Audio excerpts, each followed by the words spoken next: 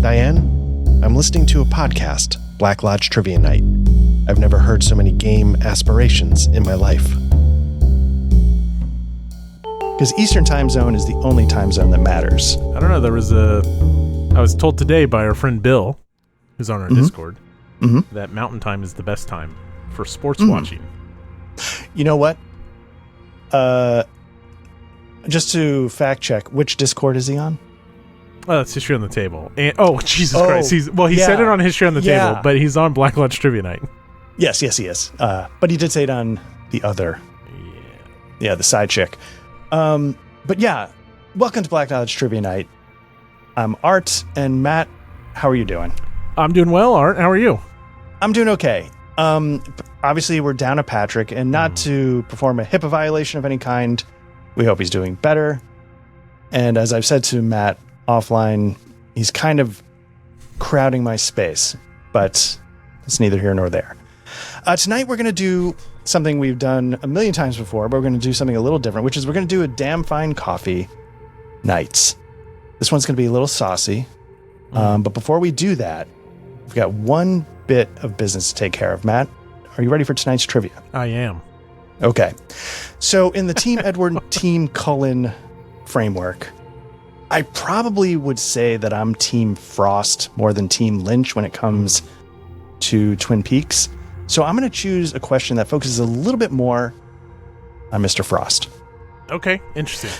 So when we do our rewatch, we should talk about that. Yes, yeah.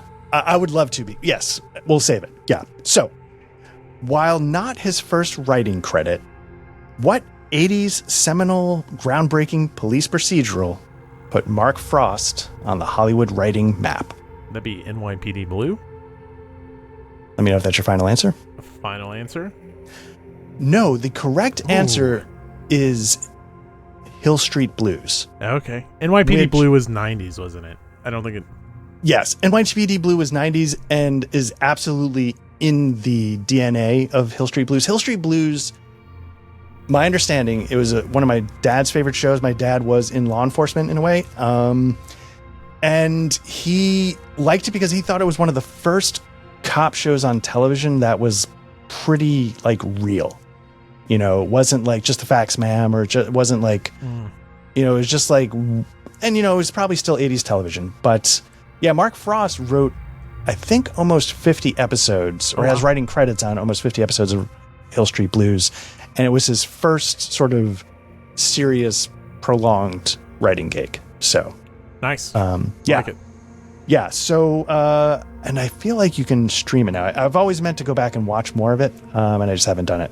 My first cop show that I really got into was also in the 90s, but it was Homicide: Life on the Streets. I'm familiar. Mine was, I have a very nostalgic memory for the 5 o'clock hour, especially during the summer. It's hot outside, and but with Law and Order running on TNT, and mom and dad cooking in the kitchen. They're home from work, and you're catching a Law and Order rerun. And then we would also watch, depending on which brand it was at the time, we'd also watch it on NBC when it aired. So I have a special fondness for Law and Order. My new love, of course, I think it's really hard to top some of the just brilliant British police and crime dramas that are out now. Those are my favorite thing to watch on TV, whether they're period pieces or modern. Love them. Yeah, and those are going to be rewatch podcasts 2 through 30. Yes, when we individually go through all of those. But after Twin Peaks and after Riverdale. And exactly. I want to shout out Strange Loop over on the Black Lodge Trivia Night Discord, who seem to call Patrick and I out because we never know the trivia. And I will say, fair, but I have seen Twin Peaks. As a matter of fact, I'm quite the fan. But yeah, apparently I don't remember shit. And also, what I really need to do is rewatch deeper, because I started watching again when we started the podcast, stopped, and then restarted recently. So I'm never getting to the bullshit trivia of season 2. Well, even though I miss season 1 trivia all the time. Right. Well, okay. So speaking of bad memories, I don't often remember words, but when I do, I choose them carefully. And one of the words I used in the trivia question was seminal, because it has a double meaning. And like I said, tonight, is going to be a little damn fine coffee after dark because we're going to be talking about getting horny. We often say the phrase, I'm horned up. And I wanted to talk about that to an uncomfortable degree outside of therapy. What a segue. As far as it goes with RPGs and not my taste in shoes. So the reason why I wanted to get into this is because, and we'll explore this part later on, I think at some point, but you and I were talking at some point, and I don't know if we discussed this part of it, but I came to the realization that you and I get horny in different ways, which is the breadth of human experience. We all do. But in terms of RPGs, I was struck by I think this is different for us. So let's start. And there's a couple different things. First and foremost, you entered, and you've talked about this before on the first Damn Fine Coffee, you entered the RPG game a little bit later than incels like me when I did it as a teenager. Well, I mean, even younger, but really took off 5th, 6th grade as I entered into my teen years. So, just to recap, roughly ballpark, how old were you when you got into RPGs? 30-ish. Okay, cool. So, what was your RPG equivalent of Princess Leia in the gold bikini in Jabba's palace? What was the first one that made you go, oh, I did not know I would feel those? I think it had to be D&D 5th edition. Okay. So, Forbidden Lands was the first thing I purchased. And then I ran Fear Itself, which I think we talked about recently. Mm-hmm. And then then I was simultaneously running D&D. Okay. And the thing that got me horned up was these characters do what and progress what. It wasn't like D&D and I'm playing Dungeons and Dragons finally. No, it was my character can build up and do what, and there's all these modules and there's this cool world to explore. That, I would say, was probably my first burning in my loins. Right, when you first as vanilla felt it. As that is, yeah. Yeah. That's interesting. You? For me, I will say, as RPGs as a whole, it was when I realized, and it's similar to what you were just saying, it's the idea that I think I can do anything. Yeah. And so all of a sudden, the idea of having somebody put a board in front of me with pieces to move was yeah, no, I don't know if you know, there's this game that we're playing that you can do literally anything. And so I don't need these confines anymore. Thank you. So, but the first game I think that got me really horned up was Teenage Mutant Ninja Turtles by Palladium Nice Games. So yeah, again, I was probably 11 years old or so. And yeah, not that I was super into ninja. I don't even know what it was about it. A friend of mine had the rule book and I started flipping through it. Some of the artwork, the old Eastman and Laird artwork, beautiful, beautiful stuff. And there was just something about some of the adventures that he ran us through, creating some of the characters. Yeah. TMNT was the first RPG that made me go it's not just the concept of being able to do anything really is what hooked me. But the first game that stirred those feelings, was Ninja Turtles. But so for you, it was D&D 5th edition. And that was a light trickle. There was oh cool, and then I really started diving into the worlds, and then I found things that really got the juices flowing, really holy shit, I can't wait to experience a story doing these rules or being in this atmosphere or this setting. Yeah. So for D&D 5th edition, TMNT are sort of juvenile awakenings. Mm-hmm. What was maybe the first adult love that? That's really, really hard. That's not intended. Yeah, no, you meant that. I know what you meant. And you meant that dick joke, yes. Man, it's really hard to think back in that COVID time because I was just playing so many games. And although I liked a lot of those games, not War of the Ring. Oh my gosh. The One Ring? The One Ring, thank you. That was great, but I wasn't like, oh man, this is like, I'm not. So the I'm Horned Up for stems from a classic SNL skit with, not classic, it's really modern SNL skit with Kate McKinnon. And so like that's, if anyone's curious why we're always horned up, it's because of that. I want to say it was something like, obviously Pathfinder recently, but even before that, I think it was maybe Lancer, or there was this game I pitched. I had a big long list of games that I tried to pitch to get ran, and there was one, gosh, was it Hoodoo Blues? I always thought it'd be interesting to run this kind of dark and gritty Louisiana crime, extraterrestrial, eldritch horror, just all like X-Files kind of so erect. Yeah, right, like X-Files-esque, like, but also rooted in hoodoo, which I think is hoodoo and voodoo. It's so interesting, but a lot of it is just like sexed up bullshit. So I think like, well, if you do it with a nice touch, or I shouldn't say nice, a respectful lens, then I think it's something that could be really interesting. And I want to say it was something called Hoodoo Blues, and it had this deal where you played, your character stemmed from either pre-Civil War or Reconstruction South. Interesting. And was rooted in that, and then you played them in the modern day. And I really remember getting kind of lost in that, and then it never took off. That might have been the first one, the one that I was like, this world is amazing. I started looking at memes. I know was Lancer. There may have been stuff before that, but... Well, let me ask you a question. Is since we've started Black Lodge... Fuck. Oh. I just remembered one. Go.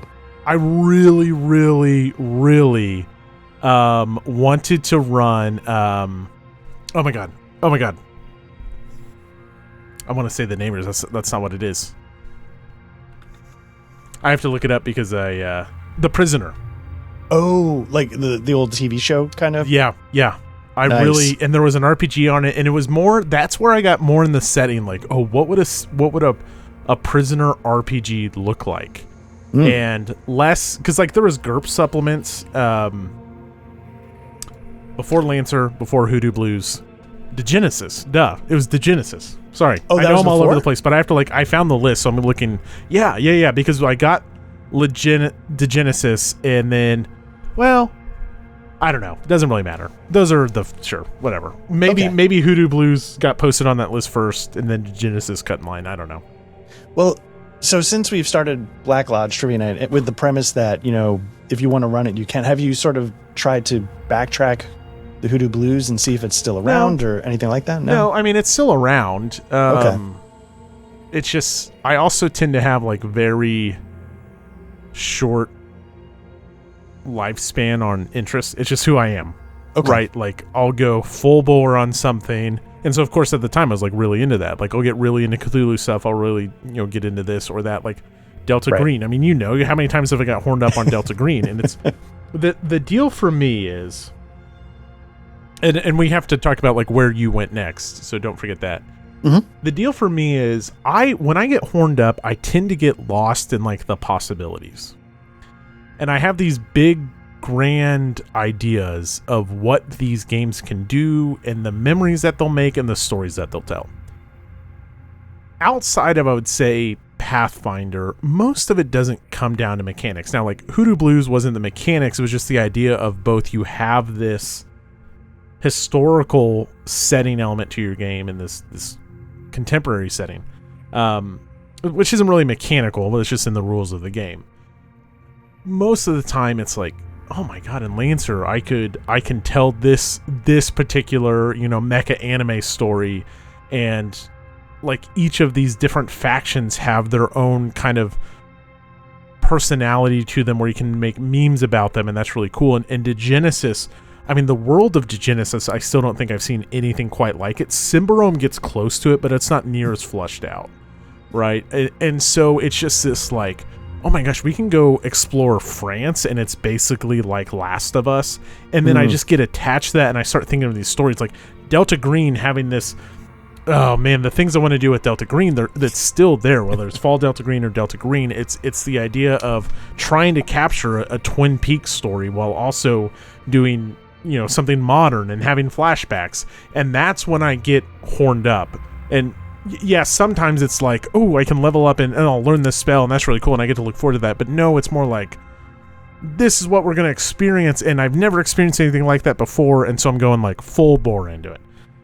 Mm-hmm. Yeah. Sorry, that was long-winded, but that's generally like how I feel when I'm just like, oh, fuck yeah, I can't wait to play Syndrome. It's like, oh man, we get a fucking moss-covered moose that's giant rumbling through the forest, and I fucking love it. But it's interesting that you phrased it that way, where you started to imagine all the stories, because it's not that different. Like, I started picturing what it'd be like to have a family with this person. Like that first crush juvenile horned up is in my mind, is a very different thing than that adult horned up, if that makes sense. Oh, it was for me, for sure. Yeah, yeah. So what was your adult? So I'll say, but to finish that, I just want to say, because and that doesn't matter when you do, because as you described, you started RPGs as an adult, but still had that first crush and then had that adult horned up version of it. But for me, the my adult one, I wasn't an adult at the time, but the one where I felt it was much more serious, and it was Twilight 2000, the first edition. And it was one of those things where, much like you, it was about the world and its possibilities.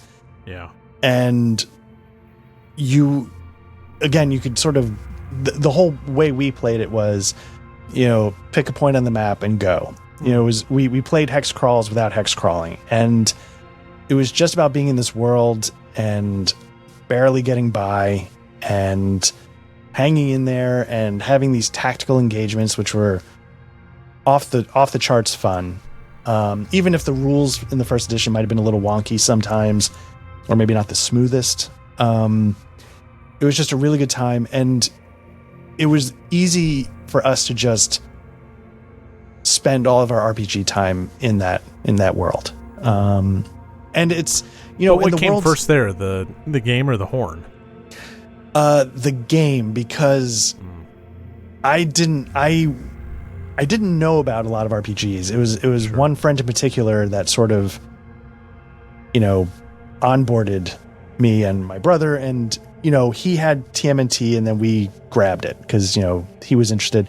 But Twilight 2000 was really like, oh wait, no, this, even though I didn't know about it, this really is exactly my speed. See, I'll have I'll say after morning clarity instead of fuck it, I'll have post nut clarity in the midst of a game, right? I'll get really hyped up for something, and it's not that I sour on it. It's just okay, now I've experienced it. And again, I'm the kind of person okay, I've experienced it. What's next? What's next? Hit me with the next thing. Right. Which is different than, I think, your approach of, we played it and we're like, oh shit, this is what I can do here. Now, there's certainly Pathfinder was horned up all the way down the line and then played it, and it's just more, Mm-hmm. Yeah. Yeah. So that, I kind of wish, I always wish Patrick was here. I feel like this would be so much filthier if Patrick were here. So we are missing out on that magic. But, and I actually lost my train of thought. Well, while you think of it, I'll say that oftentimes my horn is fleeting. I just tend to bounce. I was just thinking, there's so many stories that I have rattling around up there. Are you familiar with Buffalo Soldiers? From the Civil War? Yeah, I was going to say historically, yes. Right. So I grew up near a place called Leavenworth, Kansas, which is home to Fort Leavenworth, and there is a memorial there for Buffalo Soldiers. And I've always had this idea, and I went down this big rabbit hole of Fallout, which I don't really want to play Fallout the RPG because I could just play the computer game. But the idea of Fallout is always, not always, New Vegas is very open, but the first Fallout 3 for me is set in a metropolitan area. It's like, what if we were just like on the new frontier in Leavenworth, and you kind of do a better postman, like you're Kevin Costner, and you discover the Buffalo Soldiers, and like when I start going down, and then I like start ticking it, like, oh, and the players can like discover this thing, and then like that shit will really get the juices flowing, and then it'll go because something else comes along. So, well, so that leads me to sort of the thing I was wondering about. Do you think you have a type? No, maybe not originally, but now, like when you find yourself getting horned up, do you feel like you have a type? What is it that sort of, do you see any commonalities in the things that you get horned up about now? If you sort of cross-section Symbrum, Pathfinder, Genesis, any of those? I think I can, because I think they do share. And like, I get horned up for Cyberpunk Red. I get excited for rules light things, right? Like, I would never say this. As much as we like Midnight Melodies and English Eerie, I don't know if I've ever been like horned up in the sense that I'm like sitting there. To me, when I'm horned up, it's like moments during the day. All I'm thinking about is I'm jotting notes down. We talked about this earlier offline. Yeah. For Symbrum and all kinds of games, I just have so many living Word documents where I just start writing down ideas for RPGs. Right. And then that just starts stewing. I can't really say that I've ever sat there and stewed and come up with thoughts for a rules-like game. And I don't think you're intended to either. No, I think by design, they want it to be spur of the moment. Like, right. No prep. Now, I've certainly taken the idea of Midnight Melody and very loosely tied it into our Cyberpunk Red bar, and had some fun with that. But I mean, I think my type is robust rules with highly detailed settings, and unique settings. So, again, Fallout, I was horned up for the type of story I could tell. It wasn't the world of Fallout that was horning me up. Twilight 2000 doesn't really horn me up. Probably has a great rule system. The One Ring, the version I played, I thought had a very interesting rules system that maybe didn't quite deliver the way I wanted it to. But again, I wasn't horned up for the setting. Right. So I think it also comes down to unique settings or offering something I'm not going to get somewhere else. So if it's too similar to Pathfinder, am I going to get horned up for the game? Which is why I think Symbrum's able to shine, because I think mechanically, we kind of talked about it, it may fall behind. I'm growing to love it more and more the more we play. I think it's deeper than I ever initially thought, even playing it way back when. But the setting does so much of that heavy lifting. So it's got to strike this balance of an engaging and rich setting that I'm also able to craft and make my own. Whereas Pathfinder, I think Pathfinder's strength and weakness at the same time is you're baked into this very fleshed out world that has a very specific tone to it. Whereas Lancer has these corporations that have this really strong identity, and they each offer their own types of mechs and progression, and it's really cool. You can take that in any tone you want. And so where I'm going with that is like striking the perfect chord in mechanic and setting that's going to allow me to tell the stories I want to tell. Like, it's got to be, I have to be able to do the cool thing I want to do in this game for me to be horned up about it, because that's what's horning me up. Yes, I get. So, given some of the things you've said, do you feel like your horniness for Pathfinder 2e feels like an exception? A little bit. A lot of my horniness for Pathfinder 2e comes from the lens of playing it, right? So I have a hard time of, it's the, and don't think we're not coming back to like what your type is, right? So, but with Pathfinder 2e, a lot of my horniness level is character based. But it's the age-old, always the GM, never the player, which isn't the case here, but I've GM'd Pathfinder, played it locally once, and had a miserable experience. But a lot of my horniness is what I could discover as a player I do like GMing it, but I really like GMing it when I got to play a character too. So right. Yeah, so maybe it's an exception because of that. And I think there's obviously different what gets you going as a player may be different than what gets you going as a GM. I know Patrick just loves to rip it and ship it, man. Just let's dive in and let's go as a GM. Now, and I think he may be similar to that on a player. I think he appreciates the extra work you put in setting up a module and stuff. But also I think Patrick would be just as content as just sitting here rolling dice, which is great. That's not a bad thing by any means. Right. But I certainly think there's different lens. So yeah, maybe it's an exception. Okay. Yeah, I was just curious. I don't know. Just sitting there. But Lancer's not, then it's none of them are perfect, right? Pathfinder's close, but it's not quite the right fantasy setting. Lancer could be whatever setting I want to be, but I've also heard the outside the mech mechanics aren't great. I haven't played them, I've only read them, and I think I would switch to something like Stars Without Numbers to handle the mech stuff.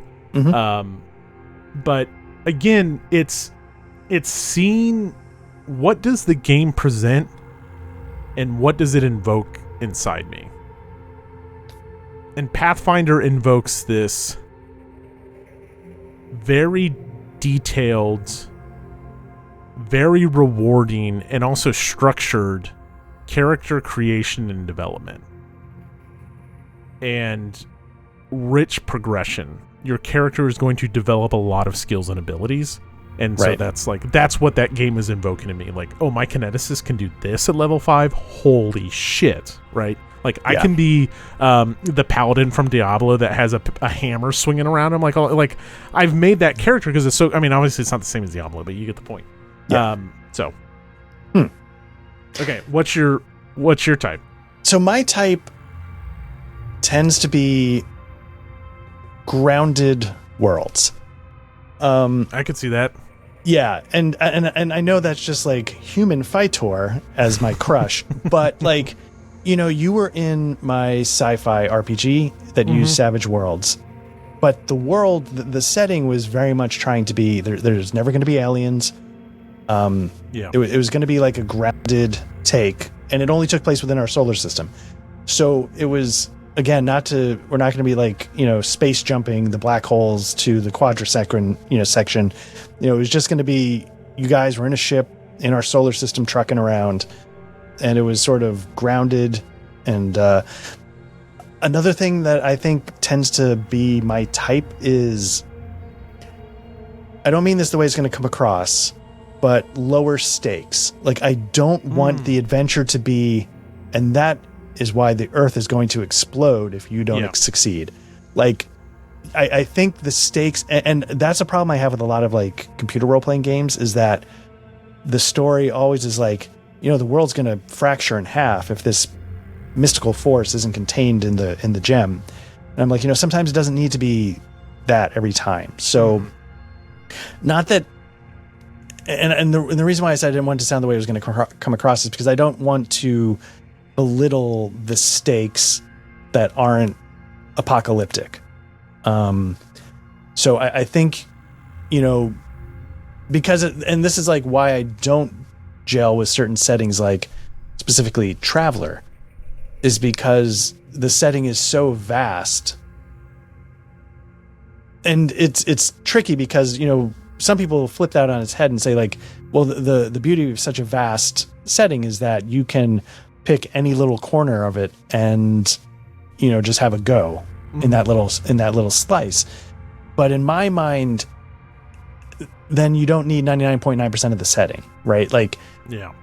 So just, and so I want the setting to encapsulate the stakes, not just have it get lost, a little bit of parsley in a spicy dish where you don't even know it's there,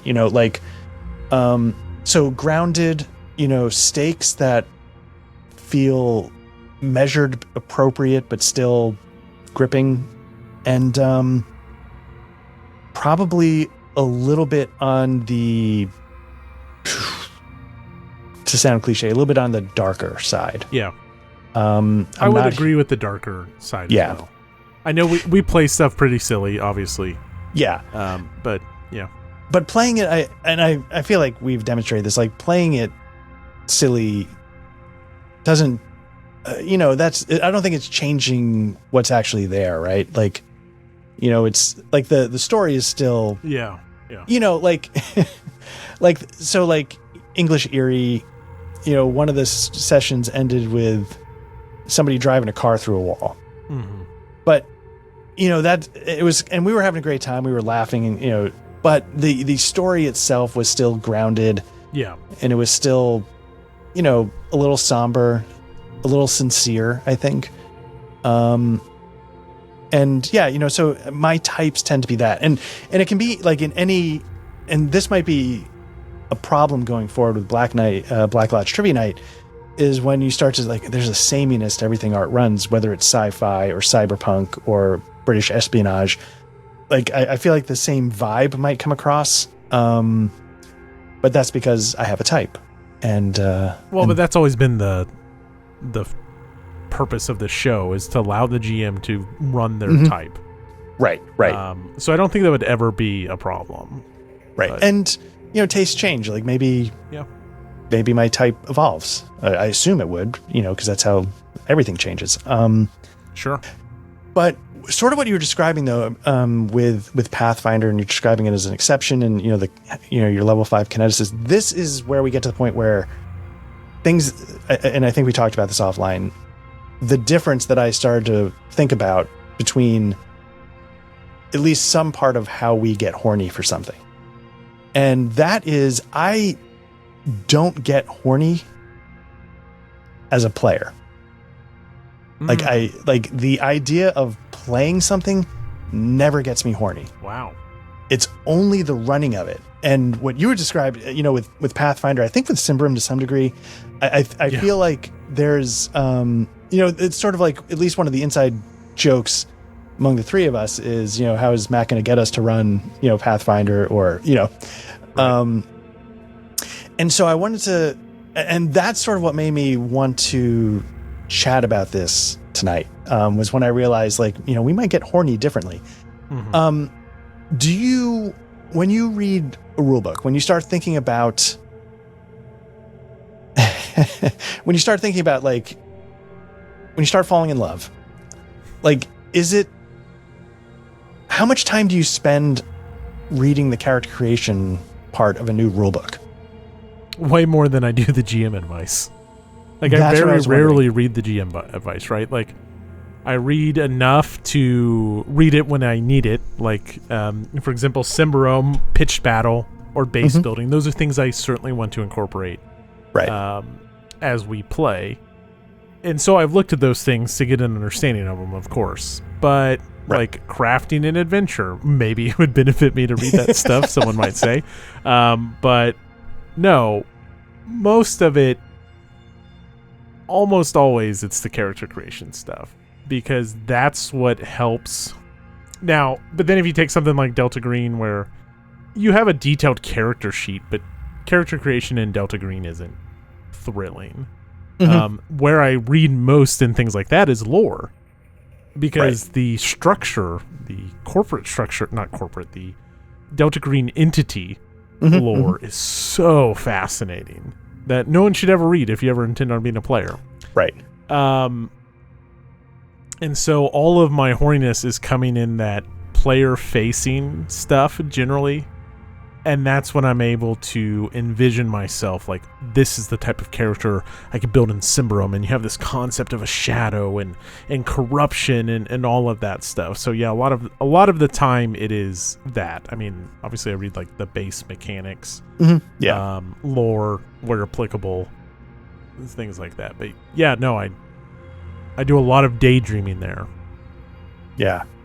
I mean, obviously I imagine so much. But I was curious, because I will say, when something starts popping up on my radar as a thing that I might run, I'll take out the rule book, and I've admitted a million times, like, I'm a over prepper. So, like, I'm getting into stuff now for the next thing in the rotation when my turn comes up, which might not be until fall of 2026. Like, but I'm thinking about it. And so when it starts to pop up on my radar, I will tell you, I barely look at the character creation. Like I'll sort of get like, okay, what are the general classes? And then I'll skip the rest. I might look at like the skill descriptions. So that's why, like, it's so, except when, no, like even like I recently read the German RPG, The Dark Eye, which has a very involved character creation system, very much in the line of GURPS, Savage Worlds, where it's spending points, taking advantages, disadvantage. So like I sort of look through it just to get an idea of like, how much am I asking of the players and how much are we going to be managing moment to moment in situ. How bulky is the character sheet, because that's what we're going to be, sort of slugging along with the whole time. But yeah, otherwise I kind of skip it. So, but what's interesting is I think we'd probably both say that we tell and run stories that we want to experience. And I guess I tend to craft them in the way like, fuck, it'd be really cool if someone did this. It'd be really cool if someone pulled like, to be... I'm just going to yank my own chain here for a second. Please do. To be in to have a GM craft a stronghold, and maybe you guys saw it coming from a mile away or not, and then to just tear it down and to like have this reveal like at the end of the first session, tear it down. To me, that just like feels like so cool, and it's why with like the Genesis, like running In Thy Blood, which we never finished, like that mystery and who was behind the murder was so cool. And then just to think like, oh, a player gets to find this out and a player likes to get this out. So whether I'm the player or not, I tend to think of stories like, or if I'm reading something. So obviously there's Dark Souls or playing a video game. There's Dark Souls inspiration in our Cimarron game. I know you've never read it, and I don't anticipate you ever reading it, so I think it's safe to go ahead and say some of the options I've presented, whether you'll see them or not, are drawn directly from Berserk. Because I think, holy shit, as a player, if this was presented to me, I would just be like, what the fuck? And it's like, so everything I do in terms of story crafting, it's kind of like, what do I think would be cool, or what do I think would be cool presented to a player? But I don't know if that's necessarily different than what you just said either, where you want to tell a grounded story. Obviously, like you wanted to tell John Le Carré and The Name of the Rose. Right. Like, so it's not that different. It's just, that's like where I live and thrive and imagine. Like if I'm going for a walk and then I'm just like brainstorming RPG ideas, it's like, oh yeah, and if I borrow this idea, and then it's just like, then I'm walking around like full staff, just on the walking around the neighborhood because I've been daydreaming in this world of what it'll be like to experience.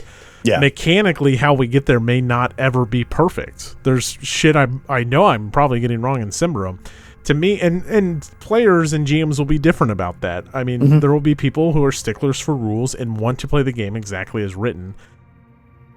I honestly don't pull the rule, like we pull rules out in combat, and I'll do a check sometimes.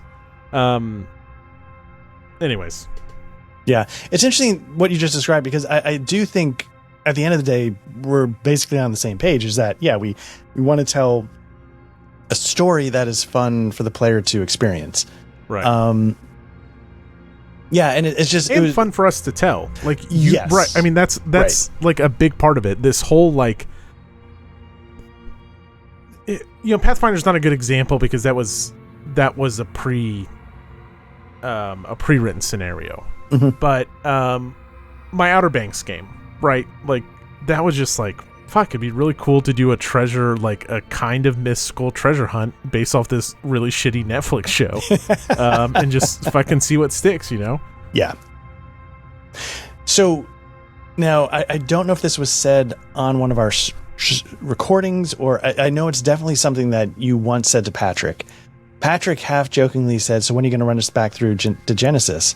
Or when are we getting something like, "When are we getting to Genesis back to the table?" Mm-hmm. Half implying like, "So Matt, when are we get?" And you said, "Whenever you run it."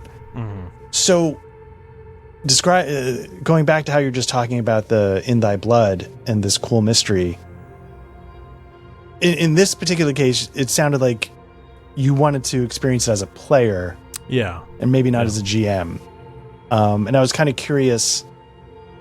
Do you think that makes something fit a little bit more into the Pathfinder vibe, or is there something there about why in this particular case you're like, I want to play it? I think a better way of saying a lot of what I've said tonight is I get horned up for games and then run them because that's the way I'm going to experience them. Got it. Okay. Whereas almost everything, like, I want...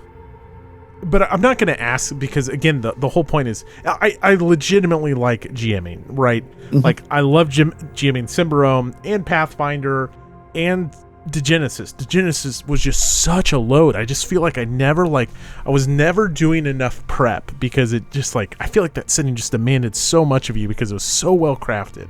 Yeah. Even though it would have been fine to just fucking rip it and go. Oh, yeah. I think I get horned as a player and settle as a GM. Even though I like GMing, right? Like, given the option, Matt, do you want to run or play Degenesis? Play. Matt, do you want to run or play Pathfinder? Play. Matt, do you want to run or play Symbarome? Well, that depends. Okay, so, like, it's kind of like the scale. Like, I'm enjoying the story we're telling, but also I'm, like, missing out. Like, fuck, these classes are some of the coolest class design. Just from thematically. Like, mechanically, maybe they're not all that special, but, like, thematically, I think the classes are maybe the best in RPGs. Like, at least top 5 and shit I've played. Like, they're just so cool. So that one's somewhere in between. Cyberpunk, I think I'm right down the middle as well. I really want to play a Cyberpunk game. I think there's really cool stuff to experience as a player. I also like running it, So I think I get horned as a player and then settle into the GM role. Because otherwise... Like, we know what Patrick's going to run next, and that will be Deadlands, or some version of something inspired by Deadlands. I don't know what you'll run next. For a long time, it's the spy game, right? So it's like, okay, Art really wants to do spy. I want to experience Art's spy game. I'm going to get horned up for experiencing that, right? And Deadlands. But I'm also really horny for Delta Green, and if I want to get my Delta Green load... then I'm gonna have to GM it. So that may correct some of this, like, what I've been trying to say. And that's interesting because, when I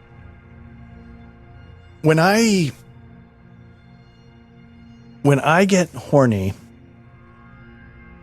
it's almost always direct to an idea. I'm going to hate this episode. This is. I listened to your episode. This is what you really want, and it's just like a bunch of RPGs books spread across the bed, character creation like rose sheets. petals. No, this is too nerdy for my wife. She's like, fuck. No, I'm happy you do this, but I don't want to have any part of this. Whenever I get horny, that's for her. It's purely because, man, you know what? I was about to say something that I don't know if it's exactly true. A lot of the important first steps in getting truly horny for a game, I won't say it's the first, is the story I can tell. Yeah. Ideas for stories start popping into my head, and I think that's why... I think we're similar there, though. Yeah. Stories I can tell, and for me, then the caveat is, and sorry to interrupt, stories I can experience. And to me, it's, how am I going to experience that? And I'm fine with both, even though I'd probably play. But I do think it's that story possibility is the horn spark. Yeah. And so for me, it's 100% the stories I can tell, which means, am I a selfish lover? Probably. But so it's because, like, or I'll read a rule set, and this is why it's not necessarily the first step. Like, I'll read a rule set, and I'm like, I can work with this, or, oh, that's a little different. That could be fun to see it in action. And then I'll go straight to the lore. and then the lore starts to open up things. Like, oh yeah, like in Symbaroum, the forest, the Davokar forest, is this idea that maybe is not 100% unique to Symbaroum. This idea of like, because I think Trophy has something similar, and I don't know what came first, but it's a unique angle that opens up a lot of possibilities. Or, I mentioned Harn a lot, and what's interesting about Harn is that the world itself is mostly medieval England, but the specificity of the material is what sort of cracks open the creative juices. They'll give you little nuggets about a merchant in the city, and all of a sudden you're off to the races because you remember reading something else about one of the lenders at the bank, and these two pieces for no reason whatsoever connect in your mind, and it's just because the setting is psychotically detailed. But yeah, it's always because of a story that I watched and loved passionately both seasons of Andor. Just it blew my mind, and so I was like, I've never wanted to run a Star Wars game before, but all of a sudden now I do. But it's because I want to run an Andor style, because suddenly I was shown that these stories, like, it's not just me wanting those kinds of stories in the Star Wars universe. Apparently anybody with good taste does too. And so it sort of opened that up as like, the ideas that I often have do merge with the Star Wars universe. So let me ask you this. This spawned a few questions. Okay. And I don't want to forget them. One, if I sat down and I said, so Symbaroum's at a natural fork. Okay. And with Patrick's impending deadline, I don't know how that is going to shake out. Are we going to start Act 2? I certainly hope so. If not, it'll be on hiatus for a little bit, which is fine because we have lots of stuff we can run. Yeah. If I sat down tomorrow and I said, hey, I'm going to run Star Wars and I'm going to run Star Wars, it's going to be very Andor based. Mm-hmm. That doesn't, not even a tingle. Oh, so getting horned up as a player, is no, it would full mast. But it's a different process for me because I don't know, because part of the agreement we have here is that I'm not only going to say yes to obviously play whatever you guys want to run. Right. I'm going to enthusiastically. So even the one that you're going to read the rule book, which is another reason why we started this. I've played games where people have complained against the game, and the whole time I'm just thinking, it's like, yeah, but you've also had the rules explained to you 15 fucking times and never cracked that rule book, and we all fucking that's not really fair. No. No. Yeah. That's fair. Yeah. Yeah. So no matter what's put in front of me, I'm going to approach it enthusiastically, but that doesn't mean that there aren't things that would be easier to get enthusiastic about. So fair. Eat the Reich, I wasn't sure about going in, because I'm like, I don't know if this lines up with, how I think about things. But once I started going, and I mean in terms of taste, I think we're all in agreement that we're fine with fucking eating faster. Yeah. But it was it was the hyper violence. It's not stuff that I usually I don't seek out in movies. I don't seek out in books. So I was nervous that I wouldn't know what to bring to the table. But I also made sure I read the rule book. I tried to internalize the vibe and throw everything I could at it to make the most of it the right way. But if you tell me you're going to run an Andor Star Wars adventure, I'm already 99% of the way to completion, right? I'm going to pick up the rule book.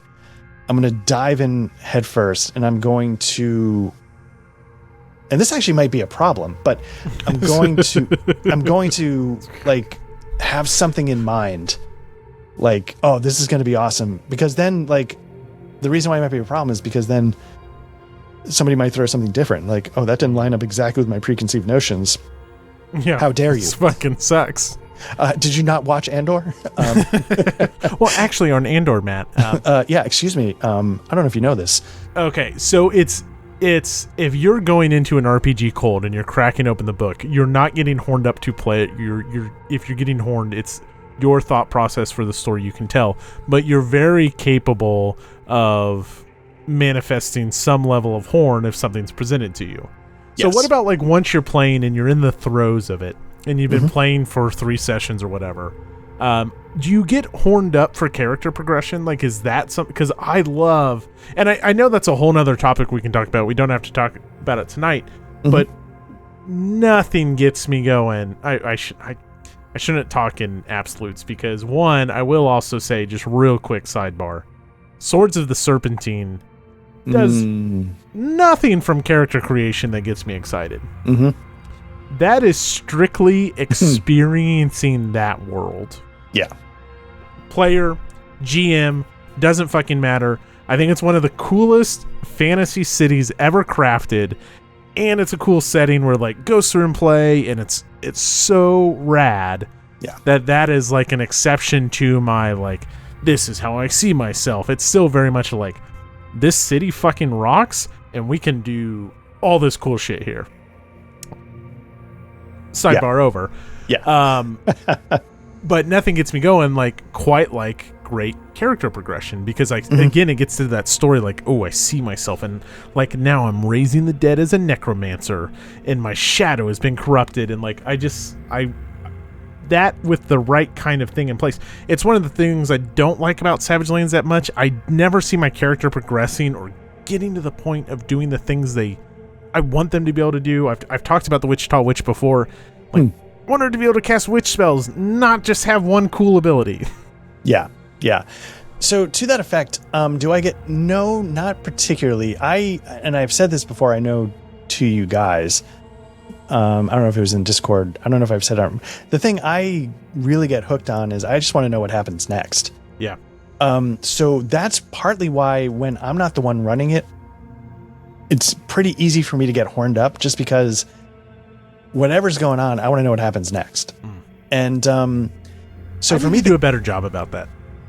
I really do, because I think as I play, I tend to play like in that moment, and I know like to use the phrase differently than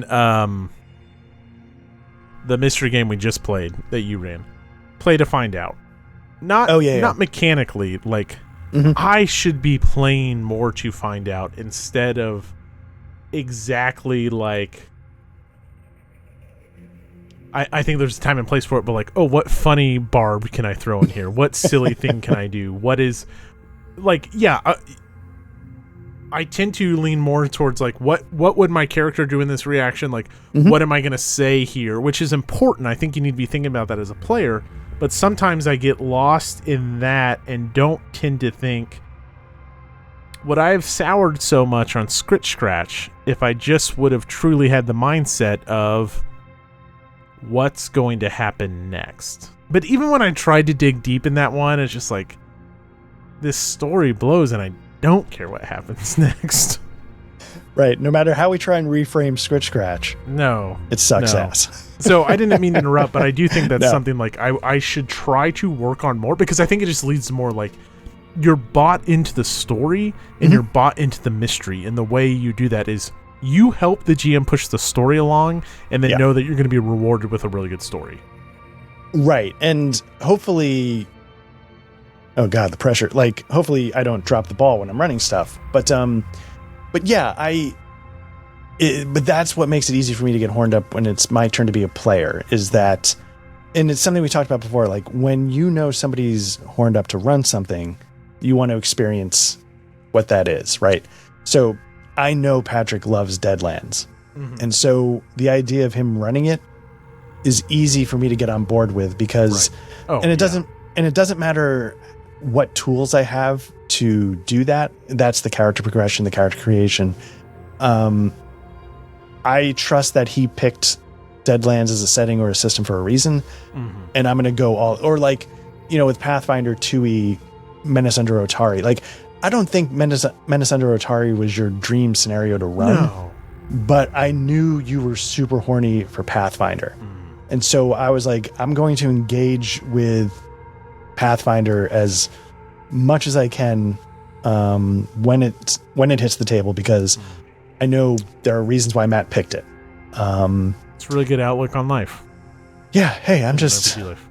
It's a good way to... I think we should all strive to do that. I think it'll make everyone a really strong player. Like, people are telling this story and using this rule set for a reason. Or at least you hope to think they are. I mean, sure, we've been in a pinch before. It's like, fuck it, let's just play something. Yeah. That's a little different. But obviously, your spy game was such a like a product of love and passion for that topic. It was personal. Yeah. What? It was personal. Right. Yeah. And so you need to meet the GM at that level, and I think that's a nice way to frame it. And I constantly I'm not great about this, but I keep telling myself I need to put a little sticky note up here, and I try to remind myself just sights, sounds, and scents. Like, you're going to be a fine GM if you're just describing that setting, but you're also just adding in what are they sensing in this scene, what are they experiencing, but also I think as a player then, like, they picked this for a reason. And yeah, and it's one reason why, whether it's here, with AAC or whatever, like, if I agree to a game, I try my best. I don't think I've ever, like, completely dropped out of one. Like, there are extenuating circumstances that keep me from making a lot of sessions, but because I know that for a lot of people, like, they love to GMing is a bit of a privilege, and I don't want it to feel like it was wasted. So even if I don't necessarily love the game, I try and stick with it and enjoy the people I'm playing the game with, and whatever. I think it's changed a little bit.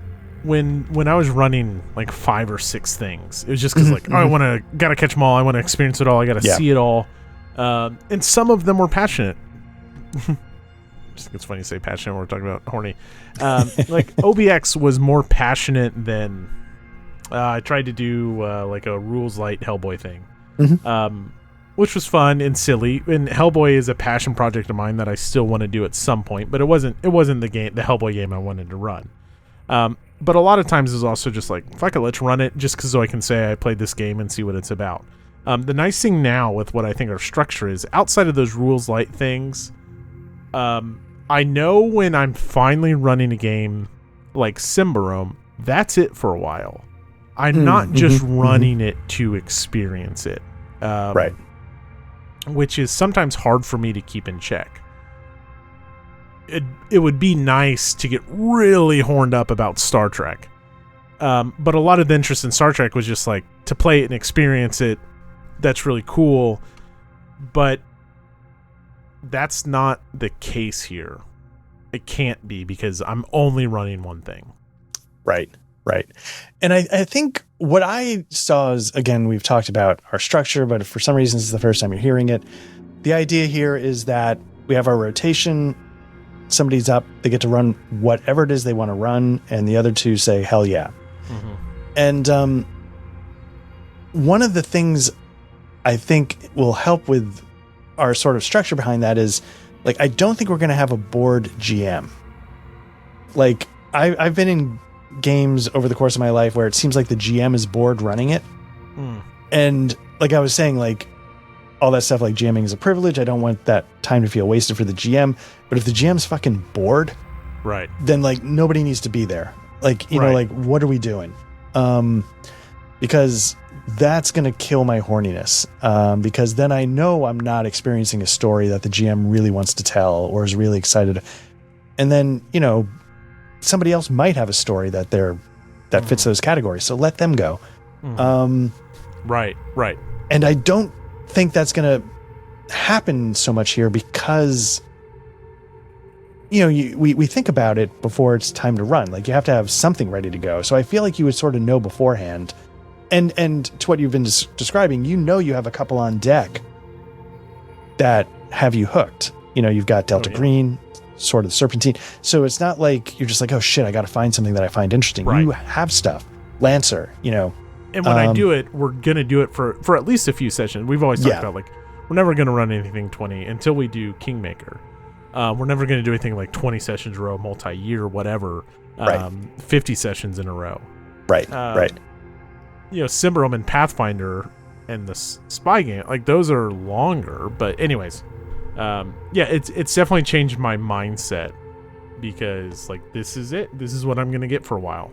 Yeah. Because even if we do the bounce back and forth, which I don't know why we started doing that, but even just going like weekly to maybe just so two people could be GMing, I don't know.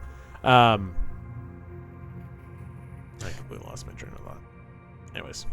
I'll say one of the reasons, at least in my head, where we had people alternating was actually sort of what just came up in our case, where like you needed a little extra time to prep Symbaroum because you gave us choices. So the other person, you'd have a buffer of prep, but then it seemed like we were just losing the thread a little bit, and that's why we sort of started to narrow it down. But who knows? Maybe we had it right the first. Who knows? Anyway, all good stuff.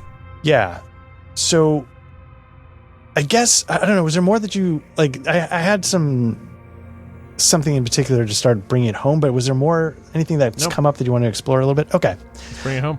So to bring it home, we've talked about the things that make us horny: commitment, love. Fuck, marry, kill. You ready? Yeah. Pathfinder, Symbaroum, Degenesis.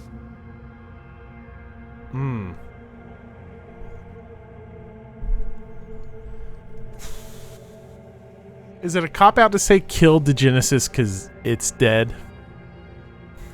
I mean, I have my rule book still, and I have PDFs of the last version of the rules, and I know they did the miniatures game, but it's dead. I only say it because in my mind, when you say kill, that means it's just gone. It's almost like it never existed. You can't go back. You can't backslide into the DMs. You can't do anything. It's gone. That's hard. It's not called Mission Difficult, Mr. Hunt. It's called Mission Impossible. That's fair. I really got to think about that for a second because it feels so obvious to marry Pathfinder because if you put the work in, so I guess like you're dedicated to it through thick and thin for life, then you can make it whatever game you want. Yeah. You don't have to play in the Pathfinder world, but you're presented with this really, obviously marry Pathfinder. Okay. I'm gonna fuck Degenesis, even though in practicality I would run Symbaroum over that. They're like neck and neck. Yeah. But they're just neck and neck for two very different reasons. And if Symbaroum is in the top 5 of class design, taking mechanics out, then Symbaroum is also in, or Degenesis is also in top 5. Remember the class design, like if you were a judge, you had this progression path of like how your class was your clan. And they were all so cool. Now there weren't as many. Right. And you could very easily just make Degenesis dark fantasy.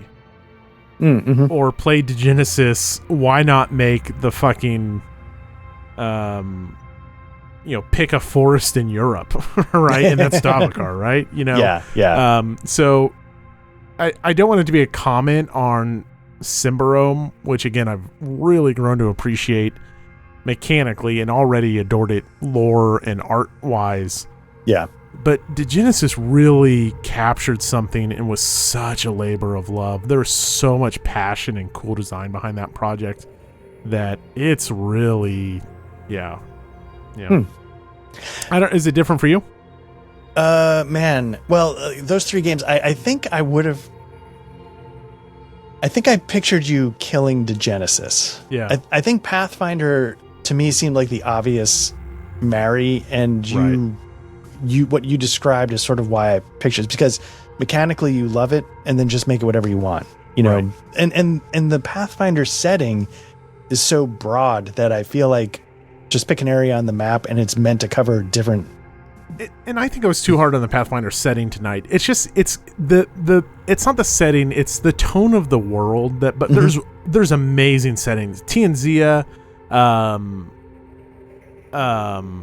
one that Mwangi Expanse, which is basically Africa. Right.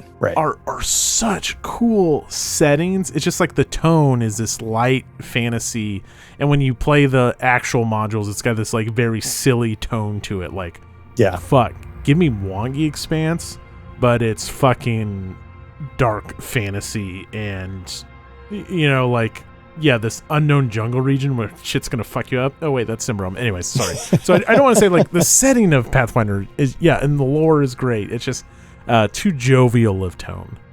Yeah, and I wanted to say a second ago, like, for me, does the setting of Pathfinder run into the same problem as the setting of Traveler, where it's trying to be something for everybody, so that the setting as a whole never ties into what's going on because they're too desperate. But at the same time, like, isn't that how the real world works? Like, right. I was also saying earlier, I don't want a story where the whole world's at stake, you know? So, am I just complicated? Am I crazy? Like, am I just asking the impossible? So yeah, I don't know.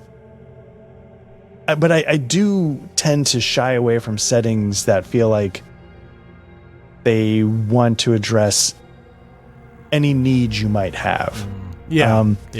At the same time, I say that, I feel like, you know, Harn has one area of the map that's a bit like a Roman Republic, you know, and the other is like Scottish Highlands. So I'm like, is that any different? So, you know, maybe I'm a hypocrite, or maybe you just can't escape that, right? Like, that's just how life is. Dollars, capitalism. so yeah, I think, I mean, for those 3, I think I would marry Cimbrom. I would probably kill... Oh man, you're gonna hate me. I might kill Pathfinder and fuck to Genesis, and that's only because, wow. Because like I said, like I skip reading the character creation when I dive into stuff. Such a huge part of Pathfinder. Yeah, and that's the thing, so when you say like you would love to run, what was that? The Mwangi Expanse. The Mwangi Expanse and Dark Fan. Like, that gets me excited, but yeah, the idea of how it would play out for me in a moment to moment.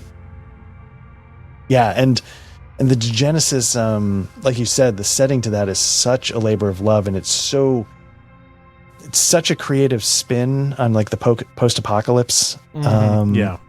But there again, it also gives you every flavor of post-apocalyptics you want. That's true. Yeah. I mean, it really does. It really does. I mean, it's a kitchen sink. Yeah. It is. But I never read far enough in like the big meta campaign. I know at some point it did have you cross the channel and go into England and experience. Oh, interesting. Okay. But and then there were a few, like there were some in more. This is cool. I wonder if it's been maintained into the latest version of Foundry. I don't know how dead it is. Is this your getting horny face? Are we watching? No, I'm not. I can't run it. I don't have the heart to run it again. Because I mean, if we're really doing Marry Fuck Kill, like I did kill the Genesis game to start this, right? It. Like I just dropped it and moved on. But so did some of the players. Mm-hmm. So. Well, a little bit of like behind the scenes trivia. Your Genesis adventure was part of what got this started. Right. Because you were trying to figure out like, how do we get more sessions in, because the lore is so rich that doing it every once in a while wasn't serving. How do we get more people in, and how do you have games where people buy into it? Because we constantly talked about like this I think to be you don't have to read it, but to be rewarding, I think it does. And like the meta, we were playing part of this meta campaign that I think having an understanding of how these clans and factions interact with each other just enriched it. It wasn't necessary. None of it's necessary. As a GM, you can make it whatever you want. But that was a really special game. I would love to experience it again. Well, I mean, when Patrick runs it. When Patrick runs it. When he said so much. But at the same time, Patrick will never run to Genesis. There's no I think way. it's too heavy. Yeah, right. And that's why I said it. Yeah. That's why I said it.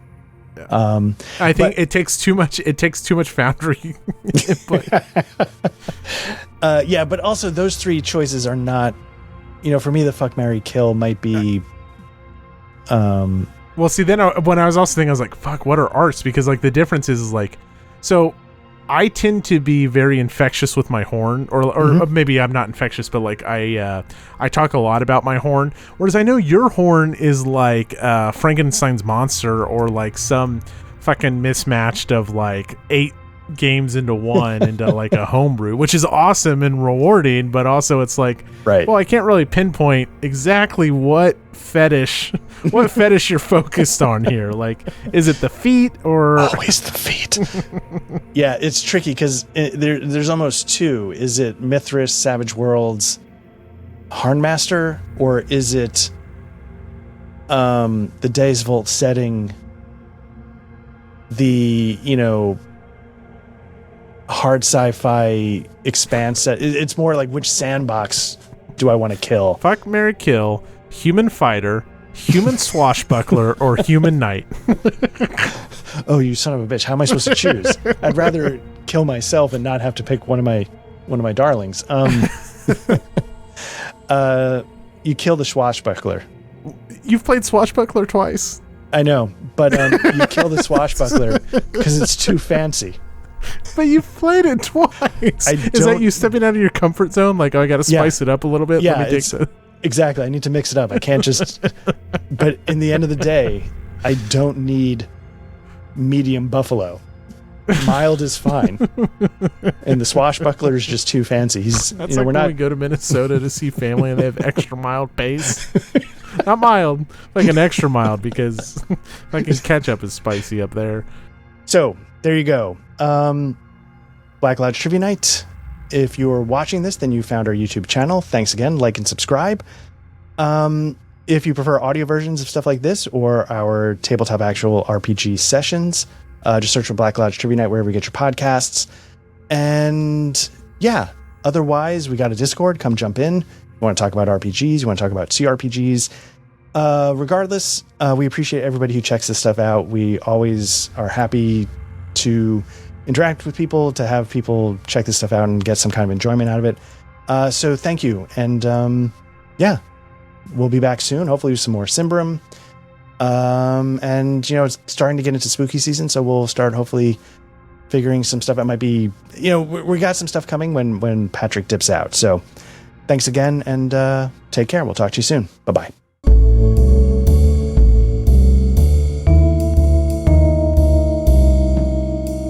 The in-session music was provided by Tabletop RPG Music and composed by Ian Fisher. You can find the Patreon at www.patreon.com/tabletop RPG music. That's all one word.